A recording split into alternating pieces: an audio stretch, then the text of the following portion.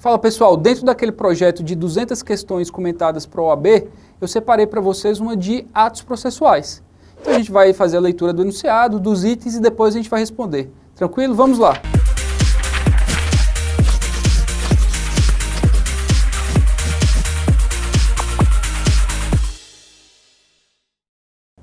Vamos passar para a lousa aqui. Olha lá. A respeito dos atos e responsabilidades das partes e dos procuradores, de acordo com o Código de Processo Civil, assinale a alternativa correta. Então a gente vai marcar aquela que está certa e vai eliminar as outras três. Vamos. É defeso ao autor propor novamente a ação que, a requerimento do réu, foi extinta sem resolução do mérito, por abandono da causa, por mais de 30 dias, se não pagar ou depositar em cartório as despesas e honorários a que foi condenado. Lembrando que defeso é proibido, está impedido o autor aqui no caso. O prazo para interposição de recurso será contado da data em que os advogados são intimados da decisão, da sentença ou do acórdão, sendo vedada a intimação em audiência, ainda que nessa seja proferida a sentença ou a decisão. Toda aquela situação. A audiência, ela se forma também pela oralidade. Então, uma vez que a sentença seja proferida na própria audiência, o que está dizendo aqui? Que mesmo nesse caso, os advogados não serão considerados intimados da decisão. Eles terão que ser intimados depois por escrito. É isso que está dizendo aqui.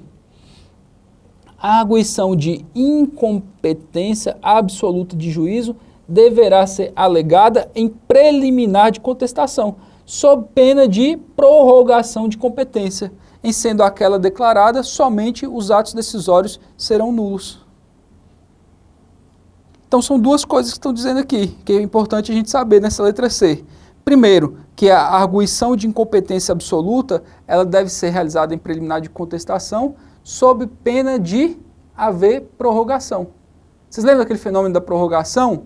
É que quando sendo o juízo incompetente e a parte não alega essa incompetência no prazo que lhe é cabível, o que acontece? Aquele juízo se torna competente, pelo fenômeno da prorrogação. Então é isso que está cobrando aqui. E outra coisa, está se dizendo aqui no final da questão, que em sendo aquela declaração, somente os atos decisórios serão nulos. Quais os efeitos, portanto,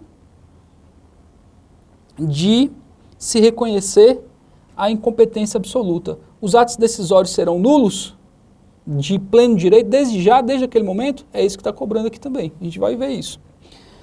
Letra D. Considera-se assistente simples, olha só a modalidade de assistência que está falando aqui, simples, sempre que a sentença influir na relação jurídica entre ele e o adversário do assistido.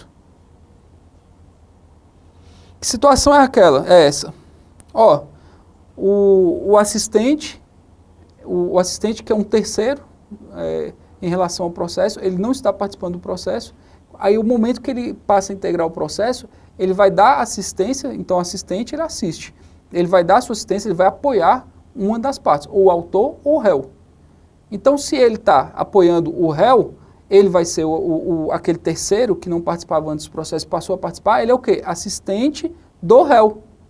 E o réu é o que dele? É o assistido. Entenderam isso? O réu é o assistido e o assistente é o terceiro que veio a participar do processo.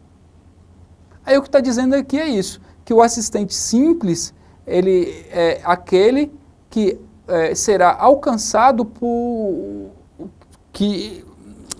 quando a sentença influir na relação jurídica entre ele e o adversário do assistido, então que ele será alcançado pela sentença proferida naquele vínculo que ele interveio. Então, na sentença proferida para a relação jurídica estabelecida entre autor e réu. Então, se ele foi alcançado por essa sentença, ele é assistente simples? É isso que está perguntando aqui. Vamos partir aqui para as respostas. Olha só. Letra A, resposta à questão. Então, a gente viu logo de cara que a letra A é que vai responder, a única certa. Por quê? Porque o artigo 92 ele dispõe que, quando a requerimento do réu, o juiz proferir sentença sem resolver o mérito, o autor não poderá propor novamente a ação sem pagar ou depositar em cartório as despesas e os honorários a que foi condenado. Então, essa é a única questão que está, a única opção que está correta. Porque o artigo 92 ele impõe essa obrigação de sanar primeiro o seu débito, de sanar aquele vício, para depois vir a propor uma nova ação. Porque primeiro foi extinta sem resolução de mérito, foi uma extinção formal. Letra B. Por que a letra B está incorreta? Porque no artigo 1003, o prazo para interposição de recurso conta-se da data em que os advogados, a sociedade de advogados, a advocacia pública, a defensoria pública ou o Ministério Público são intimados da decisão. Vamos recapitular? Olha aqui. Da data em que os advogados são intimados da decisão, da sentença ou do acordo, sendo vedada a intimação em audiência, ainda que nessa seja proferida a sentença ou decisão. Então, até aqui está ok. E onde vai estar o erro da questão, então? Quando fala que é vedada a intimação na própria audiência. Por quê? Porque o parágrafo primeiro dispõe que os sujeitos previstos no caput considerar-se-ão intimados em audiência quando nesta for proferida a decisão. Ora, se a decisão foi proferida na audiência em que as partes devem estar presentes, já se considera que elas foram intimadas, que elas foram informadas da decisão, que elas foram informadas da tomada de decisão pelo juiz. Então, não se tem que fazer um novo procedimento de intimação posterior àquela audiência, porque se considera que as partes tomaram conhecimento ali mesmo, onde todas estavam. Letra C, também incorreta, porque conforme o artigo 64, a incompetência absoluta ou relativa será alegada como questão preliminar de contestação. Tranquilo. Mas a incompetência absoluta pode ser alegada também a qualquer tempo e grau de jurisdição e deve ser declarada de ofício. Então o que a gente já percebe aqui? Se em qualquer tempo ela pode ser alegada, quer dizer que aquele fenômeno da prorrogação não alcança a incompetência absoluta. No caso de incompetência relativa, que normalmente está muito ligada à questão territorial, uma competência territorial, se o réu não alega prontamente na preliminar de contestação, ele não poderá fazê-lo adiante, porque haverá o fenômeno da prorrogação. Na incompetência absoluta, não. A incompetência absoluta é mais forte. São aquelas questões que você não pode dizer que aquele juízo ele terá reconhecido a sua competência se o réu não exercer o seu direito, não exercer o seu dever. Então, nesse caso de incompetência absoluta, não ocorre o fenômeno da prorrogação. É isso que cobrou aqui, esse conhecimento. Letra D, também está incorreta. Essa característica é da assistência litisconsorcial, por disposição do artigo 124. Então, aquilo que a gente leu para assistência simples, na verdade, alcança a assistência litisconsorcial.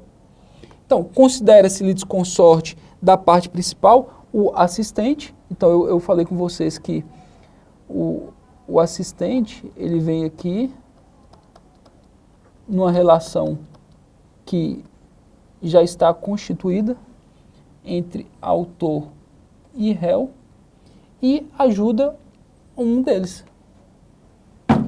Se a sentença proferida para essa relação aqui, entre autor e réu, influir na relação jurídica entre o assistente e o adversário do assistido, ele será considerado assistente litisconsorcial. É até meio complicado de falar isso, mas não é tão difícil de entender, não. Aqui, o assistente, ele assiste aqui, no caso, o autor. Vamos dar um exemplo. E se a sentença influir na relação que ele tiver com o réu, ele será considerado um assistente litisconsorcial. É só isso que está falando. Vocês veem que é difícil de entender, assim, no primeiro momento, mas depois que a gente entende, vê até que é muito simples essa alegação aí. que é de assistência litisconsocial. Portanto, letra D também incorreta, e a letra A que responde a nossa questão. Tranquilo? Continuem ligados então, que tem mais questão de direito processual civil para a gente poder resolver juntos aqui. Beleza? Abraço, até mais.